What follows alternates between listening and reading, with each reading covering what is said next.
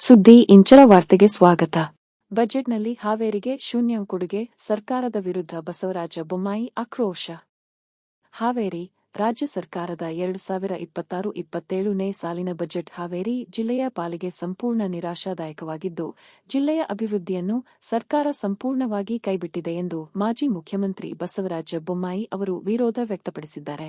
ಹಾವೇರಿಗೆ super speciality ಆಸ್ಪತ್ರೆ ಮಾಡ್ತೇವೆ, ನಾವೇ ಬೇಡಿಕೆ ಇಟ್ಟಿದ್ವಿ ಮತ್ತು ಜಿಲ್ಲಾ ಸಚಿವರು ಕೂಡ ಬೇಡಿಕೆ ಇಟ್ಟಿದ್ದರು, ಮಾಡ್ತೀವಿ ಅಂತ ಹೇಳಿದರು, ಆದರೆ ಮಾಡಲಿಲ್ಲ.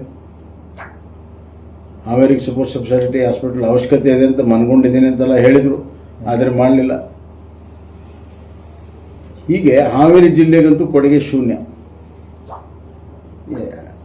ಶಿಸ್ನಾಳ್ ಶರೀಫ್ ಹೆಸರಲ್ಲಿ ಬೇರೆ ಬೇರೆ ಕಡೆ ಶಾಲೆ ಮಾಡ್ತಾರೆ, ನಮ್ಮ ಜಿಲ್ಲೆಗಿಲ್ಲ.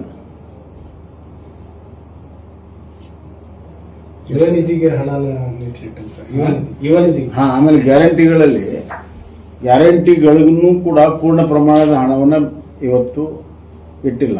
ಗೃಹಲಕ್ಷ್ಮಿಗೆ ಪೂರ್ಣ ಪ್ರಮಾಣದ ಹಣ ಇಟ್ಟಿಲ್ಲ. ಶಕ್ತಿ ಯೋಜನೆ 7,500 ಕೋಟಿ ದಾಟ್ತಾ ಇದೆ, ಇವ್ರು ಇಟ್ಟಿದ್ದು 5,000 ಕೋಟಿ. ಯುವ ನಿಧಿಗಂತೂ ಒಂದು ನಯ ಪೈಸೆ ಇಟ್ಟಿಲ್ಲ. ಯುವಕರನ್ನ ಕೈ ಬಿಟ್ಟಿರುವಂಥ ಇದೊಂದು ಬಜೆಟ್. ಆಮೇಲೆ ಎಲ್ಲಕ್ಕಿಂತ ಮುಖ್ಯವಾಗಿ ನಮಗೆ ನಿರಾಶೆ ಆಗಿರುವಂಥದ್ದು 2 ಕಾರಣ. ಒಂದು, ವರ್ಧಾ ಬೇಡ್ತಿ ಯೋಜನೆ ಬಗ್ಗೆ. ಈಗ ಮೇಕೆದಾಟು ಬಗ್ಗೆ ಮಾತಾಡ್ತಾರೆ, ವರ್ಧಾ ಬೇಡ್ತಿ ಯೋಜನೆ ಬಗ್ಗೆ ಯಾಕೆ ಮಾತಾಡಿದ್ರು? ಈಗ DPRಗೆ ಅನುಮೋದನೆ ಕೊಟ್ಟಿದ್ದಾರೆ, ಆ ಕೆಲಸ ಈ ಕೂಡಲೇ ಆಗಬೇಕದು. ಅದನ್ನು ಏಜೆನ್ಸಿ ಫಿಕ್ಸ್ ಮಾಡಿ DPR ಮಾಡಬೇಕು. ಆ ಕ್ರಮಗಳನ್ನು ತೆಗೆದುಕೊಳ್ಳದೆ ಅಟ್ಲೀಸ್ಟ್ ಬಜೆಟಲ್ಲಿ ಅದನ್ನು ಕಮಿಟ್ ಮಾಡಬೇಕಾಗಿತ್ತು. ಅದಿಲ್ಲಿದ್ದು ನಮ್ಮ ಹಾವೇರಿ ಜಿಲ್ಲೆಯ ರೈತರಿಗೆ ಆಘಾತ ತಂದಿದೆ.